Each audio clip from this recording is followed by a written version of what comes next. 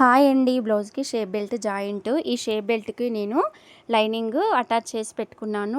2 lining ముక్కలు, ఒకటి main cloth అండి.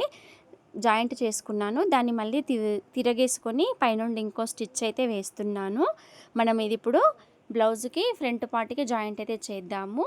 చూడండి, షేప్ బెల్ట్ మనకి ఎక్కడైతే వస్తుందో అక్కడి నుండి నేను స్టిచ్ అయితే వేసుకొస్తున్నాను.